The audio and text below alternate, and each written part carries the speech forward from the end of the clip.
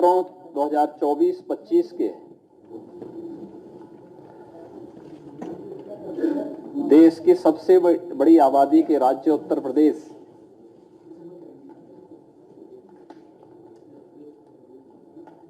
के सामान्य बजट के लिए मैं आयोजित इस प्रेस कॉन्फ्रेंस में अपनी पूरी टीम की ओर से आपका हृदय से अभिनंदन करता हूं।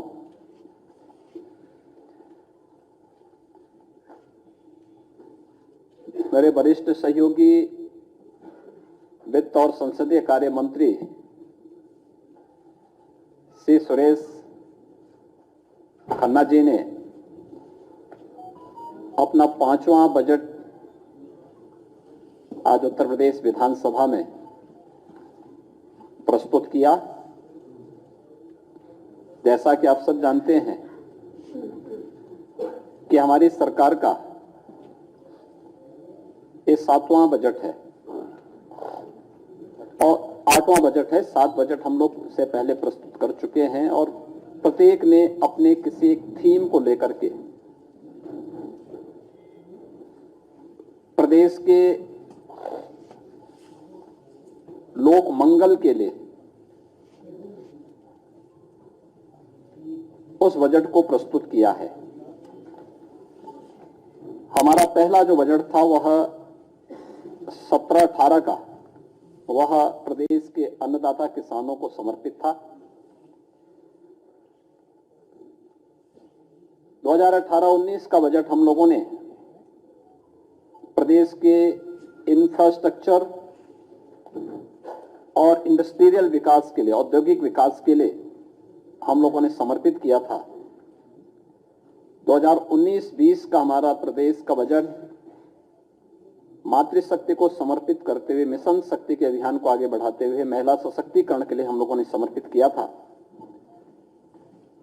2020-21 का बजट प्रदेश के युवा ऊर्जा को समर्पित था। 21-22 का बजट प्रदेश के स्वावलंबन से सशक्तिकरण के इस अभियान को समर्पित था और 22-23 को अंत्योदय से आत्मनिर्भरता का प्रदेश का बजट रहा है। वर्ष 23-24 का बजट हमारी सरकार ने त्वरित एवं सर्वसमावेशी विकास के लिए समर्पित किया।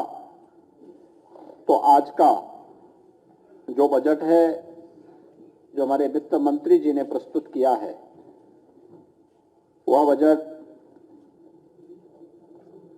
प्रभु श्री राम को समर्पित करते हुए लोक मंगल की उन भावनाओं को समर्पित किया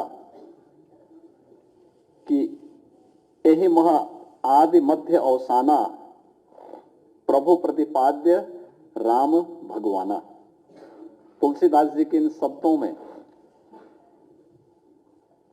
कि बजट की शुरुआत में, बजट के मध्य में और अंत में भी प्रभु श्री राम हैं।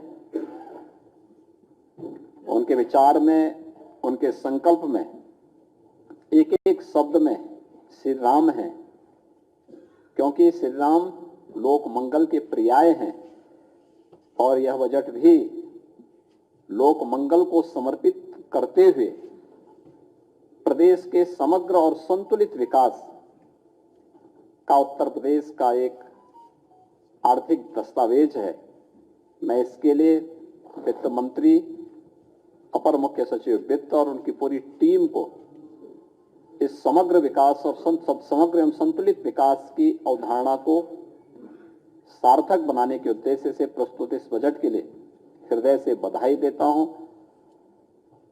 मित्रों, हम सब जानते हैं कि आस्था, अंत्योदय और अर्थव्यवस्था को जो समर्पित हमारा आज का ये बजट है, ये अब तक का उत्तर प्रदेश का सबसे बड़ा बजट है।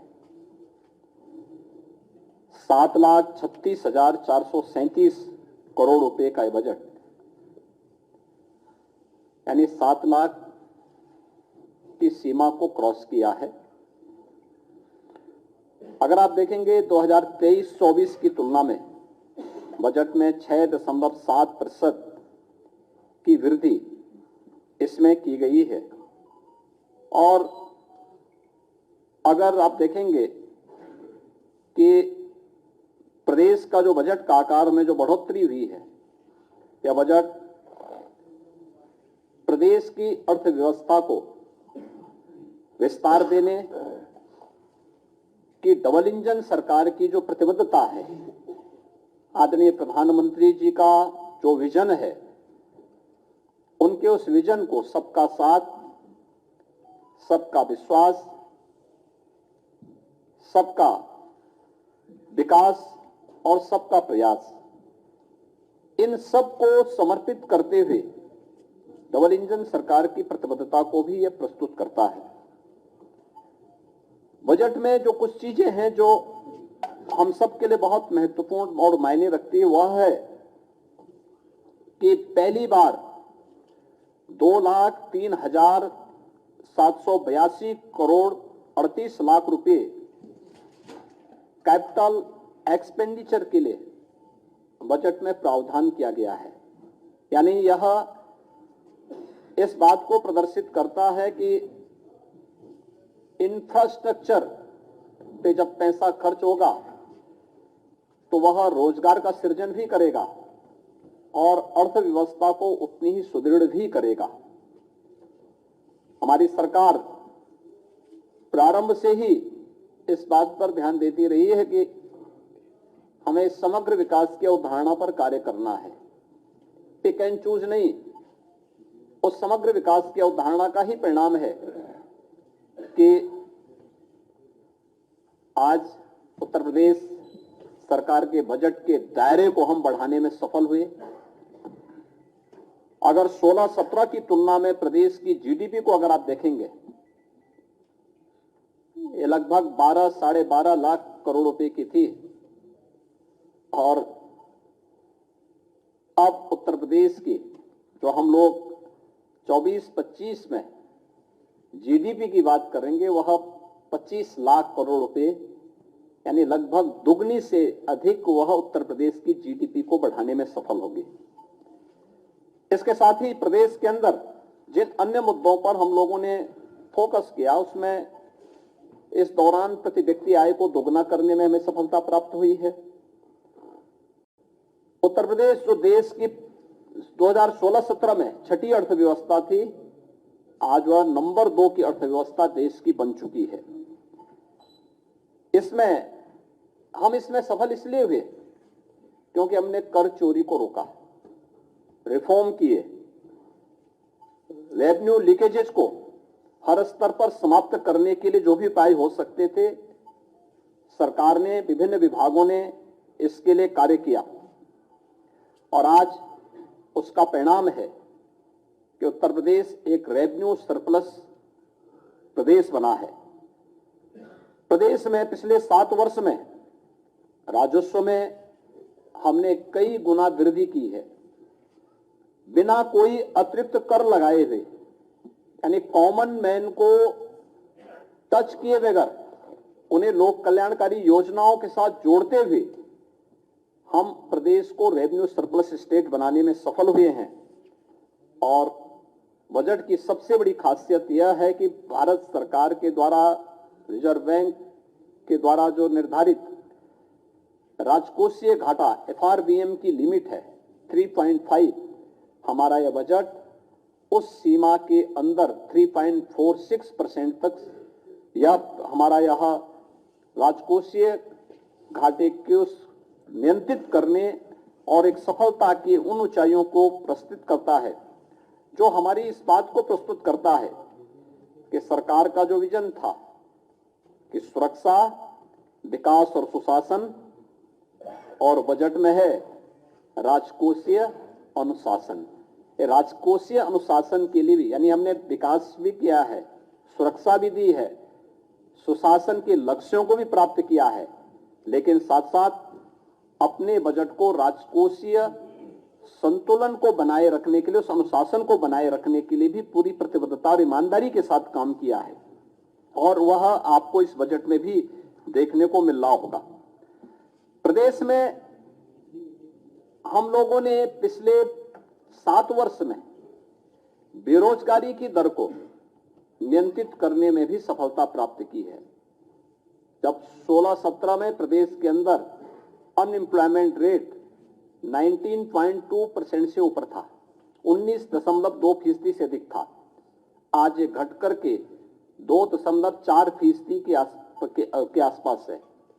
यानी हम उसको नियंत्रित करने में हमें सफलता प्राप्त की है। हमने रोजगार के नए अवसर सृजित किए हैं, प्रदेश में औद्योगिक निवेश के नए वातावरण का सृजन किया है, एमएसएमई यूनिट्स को पुनर्जीवित किया है, एक जनपद एक उत्पाद और विश्वकर्मा श्रम सम्मान जैसी योजनाओं ने उत्तर प्रदेश को राष्ट्रीय फलक पर एक नई पहचान भी दिलाई है। और उत्तर प्रदेश में जो बैंकों के साथ ऋण जमा अनुपात सीडी रेशो जो यूपी का था, जो 44% था, आज वह बढ़कर के 57% से अधिक हो चुका है। ये चीजें दिखाती हैं कि उत्तर प्रदेश इस दिशा में बेहतर कार्य कर रहा है। प्रदेश में गरीब कल्याण, महिला सशक्तिकरण, युवाओं के उज्जवल भविष्य और अन्नदाता किसानों की समृद्धि पर हम लोगों ने निरंतर फोकस किया है। ये सभी सेक्टर हैं जिन पर लगातार हम लोग कार्य कर रहे हैं, और इस बजट में कुछ चीजें जो बहुत महत्वपूर्ण हैं उनमें से कि 24,863 करोड़ 57 लाख रुपए की नई परियोजनाएं भी हम आज इसके साथ इस बजट के साथ जोड़ रहे हैं। युवाओं के लिए मुख्यमंत्री युवा उद्यमी विकास अभियान एक नई योजना हम प्रारंभ करने जा रहे हैं। इसमें अपने प्रदेश के युवाओं को स्वरोजगार से जोड़ने के लिए, नए सूक्ष्म उद्यमों की स्थापना के लिए, ग्रामीण और शहरी क्षेत्र में रोजगार सृजित करने के उद्देश्य से एक नई पहल की जा रही है, जिसमें ब्याज मुक्त ऋण की सुविधा उन नए उद्यमियों को प्रदेश के अंदर सरकार उपलब्ध करवाएगी। ये सीमा हम 5 लाख रुपए तक की ब्याज, यानी 5 लाख रुपए तक की पूंजी पर करने जा रहे हैं। उसमें ब्याज मुक्त ऋण हम उन्हें उपलब्ध करवाने की व्यवस्था करने जा रहे हैं। दूसरा, प्रदेश में रोजगार प्रोत्साहन कोष के गठन की कार्रवाई, जिसमें ट्रेनिंग, इंटर्नशिप और अप्रेंटिसशिप की स्कीम को वित्त पोषण की कार्रवाई के साथ हम इसके साथ जोड़ेंगे। राष्ट्रीय फैशन टेक्नोलॉजी संस्थान की स्थापना यह वाराणसी में करने और 2 मेगा राजकीय आईटीआई की स्थापना और 69 आईटीआई के उन्नयन का प्रस्ताव भी हम लोगों ने इसके साथ जोड़ा है। Sports science and injury centre की स्थापना की कार्रवाई भी प्रदेश में है। वरिष्ठ नागरिक कल्याण कोष की स्थापना और आंगनबाड़ी के उन्नयन की, जो लगभग 22,000 से अधिक आंगनबाड़ी हैं और आंगनबाड़ी केंद्र, मिनी आंगनबाड़ी केंद्र हैं, उनको मुख्य आंगनबाड़ी केंद्र के रूप में अपग्रेड करने की कार्रवाई को हमने आगे बढ़ाया है। प्रदेश में बुंदेलखंड औद्योगिक विकास प्राधिकरण के गठन की कार्रवाई को युद्ध स्तर पर आगे बढ़ाने के लिए भी प्रावधान किया गया है, जो लगभग 46 वर्ष के बाद प्रदेश के अंदर पहला ऐसा नया औद्योगिक शहर बनेगा, जो कानपुर और झांसी के बीच में हम लोगों ने प्रस्तावित किया है। फॉर्चून 500 कंपनियों के लिए एफडीआई पॉलिसी के क्रियान्वयन हेतु भी हमने धनराशि की व्यवस्था की है। आगरा लखनऊ एक्सप्रेसवे को पूर्वांचल एक्सप्रेसवे के साथ जोड़ने के लिए लिंक एक्सप्रेसवे के निर्माण की कार्रवाई को भी हम लोग इस बजट में हम लोगों ने प्राथमिकता दी है। इनोवेशन एंड रिसर्च के लिए आर्टिफिशियल इंटेलिजेंस, मशीन लर्निंग और स्टेट ऑफ आर्ट टेक्नोलॉजी के प्रयोग को प्रोत्साहन देने के लिए भी हम लोगों ने यहां पर व्यवस्था दी, बजट में प्रावधान किया है। आईआईटी कानपुर में medical research and technology centre की स्थापना, 500 बेडेड सुपर स्पेशलिटी हॉस्पिटल की स्थापना की कार्रवाई को भी इस बजट में हम लोगों ने प्रदेश की जो महत्वपूर्ण चीजें हैं, जिस पर जो हमारे पास पोटेंशियल है, वो स्पिरिचुअल टूरिज्म का बहुत बड़ा स्कोप हमारे पास है। अयोध्या है, काशी है, मथुरा वृंदावन है, नैमिषारण्य है, विंध्यवासिनी धाम है, देवपाटन है, बरेली में नाथ कॉरिडोर है। इनकी थीम पर आधारित अवस्थापना विकास की कार्रवाई, प्रयागराज कुंभ के लिए अभी से प्रावधान करके उन सभी कार्यों को समयबद्ध तरीके से आगे बढ़ाने के साथ साथ कुंभ संग्रहालय की स्थापना प्रयागराज में करने और विभिन्न विकास की योजनाओं के लिए भी अभी से बजट का प्रावधान प्रयागराज कुंभ के लिए हम लोगों ने किया है। निसारनाथ गुह्य सांस्कृतिक केंद्र श्रृंगेरपुर के लिए, इसके अलावा आजमगढ़ में हरिहरपुर में संगीत महाविद्यालय की स्थापना और महर्षि वाल्मीकि सांस्कृतिक केंद्र चित्रकूट की स्थापना के लिए भी धनराशि की व्यवस्था की है। तो अयोध्या में अंतर्राष्ट्रीय रामायण एवं वैदिक शोध केंद्र की स्थापना के लिए भी बजट का प्रावधान इस बजट में किया गया है। कृषि हमारा एक प्राथमिक सेक्टर है यूपी जैसे राज्य में, जहां की एक बड़ी आबादी कृषि पर आधारित है। इसमें अन्नदाता किसानों के लिए हम लोगों ने मुख्यमंत्री खेत सुरक्षा योजना प्रस्तावित की है। प्रदेश में राज्य कृषि विकास योजना प्रस्तावित की गई है, इसके लिए भी धनराशि की व्यवस्था की गई है। प्रदेश के अंदर जो हमारे लगभग जो प्रदेश के अंदर निजी नलकूप हैं, उनसे जुड़े हुए किसानों को हम लोग बिजली उपलब्ध करवा सकें, इसके लिए निःशुल्क विद्युत आपूर्ति के लिए भी धनराशि का प्रावधान हमने बजट में किया हुआ है। और उत्तर प्रदेश की खेती को ग्लोबल वार्मिंग से भी उनकी पैदावार में प्रभाव न्यूनतम किया जा सके, इसके लिए automatic weather station, automatic rain gauge की स्थापना के लिए भी हर ग्राम पंचायत में स्थापित करने के लिए हम लोगों ने बजट का प्रावधान किया है, जो खेती किसानी के लिए, बागवानी के लिए, किसानों के लिए अत्यंत उपयोगी साबित होगा। वह भी हम इसके साथ करने जा रहे हैं। ऑर्गेनिक यानी जो natural and organic culture lab, tissue lab, agri tourism centre की स्थापना की कार्रवाई और मुख्यमंत्री लघु सिंचाई योजना के लिए भी हमने पर्याप्त धनराशि की व्यवस्था इस बजट में प्रदेश के अंदर प्रस्तुत की है। बजट मुख्य रूप से प्रधानमंत्री जी के उन संकल्पों को, जो प्रधानमंत्री जी का विजन है कि उत्तर प्रदेश देश की इकोनॉमी के ग्रोथ इंजन के रूप में अपनी भूमिका का निर्वहन करे, उत्तर प्रदेश का ये बजट उसका प्रतिनिधित्व करता है। $1 ट्रिलियन की इकोनॉमी उत्तर प्रदेश बन सके, जैसे कि मैंने आपको बताया कि पिछले 7 वर्ष में उत्तर प्रदेश की इकोनॉमी को हम दोगुना करने में सफल हुए, प्रति व्यक्ति आय को दोगुना करने में सफल हुए और आज उत्तर प्रदेश देश की सबसे बड़ी तेजी के साथ उभरती हुई अर्थव्यवस्था में से एक है। तो स्वाभाविक रूप से यह बजट उन सभी भावनाओं का प्रतिनिधित्व करता है। प्रदेश में यह वर्ष हमारे लिए बहुत महत्वपूर्ण है।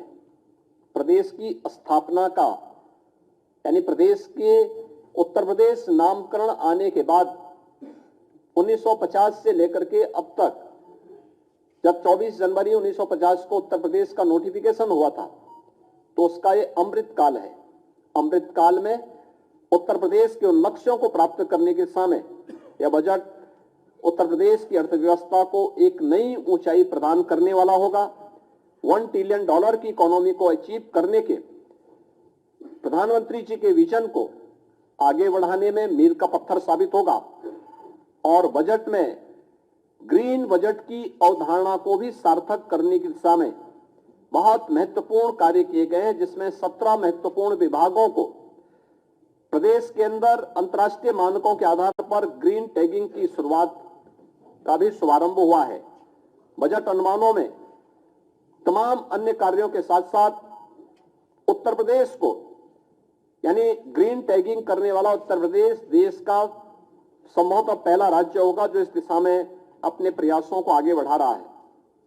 प्रदेश के अंदर हमने पिछले 2 वित्तीय वर्षों में आम बजट की जो हमारी प्रस्तुति थी वह डिजिटल हो गई है।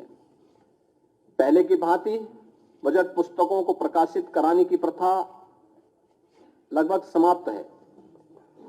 यह भी पर्यावरण के दुष्प्रभावों को काफी हद तक कंट्रोल करता है, कम करता है। हमारा 24-25 का यह बजट पिंक बजट भी है। यह प्रदेश की मातृशक्ति को, माताओं और बहनों को, बेटियों को, उनसे संबंधित विभिन्न योजनाओं को चिन्हित करके उन पर भी फोकस किया गया, ध्यान आकर्षित किया गया है। महिलाओं की, बालिकाओं के कल्याण, उनके सशक्तिकरण, संतुलित और उनके सर्वांगीण विकास की, जैसे मुख्यमंत्री कन्या सुमंगला की योजना का धनराशि हम लोगों ने 15,000 से बढ़ा के 25,000 रुपए किए हैं। इस प्रकार की अनेक अन्य घोषणाएं भी प्रदेश में की गई हैं। तो यह प्रदेश का जो हमारा बजट है, यह प्रदेश के उन समग्र संकल्पनाओं को पूरा करने वाला है जो आदरणीय प्रधानमंत्री जी की मंशा थी और उनका जो संकल्प है, उन संकल्पों के अनुसार मेरा यह कहना है कि बजट लोक मंगल का बजट है, जन कल्याण का संकल्प है, उत्सव, उद्योग और उम्मीद, और यही है नए यूपी की यही तस्वीर। बजट के लिए मैं वित्त मंत्री श्री सुरेश खन्ना जी को, अपर मुख्य सचिव वित्त और उनकी पूरी टीम को लोक मंगल के लिए समर्पित इस संतुलित और समग्र विकास की अवधारणा पर आधारित बजट के लिए हृदय से बधाई देता हूं। उत्तर प्रदेश वासियों को भी इस बजट के लिए जो उनके समग्र और संतुलित विकास में और उत्तर प्रदेश को देश की एक बड़ी अर्थव्यवस्था के रूप में स्थापित करने में निर्णायक भूमिका का निर्वहन करेगा, इसके लिए हृदय से बधाई देते हुए अपनी शुभकामनाएं देता हूं। धन्यवाद। जय हिंद।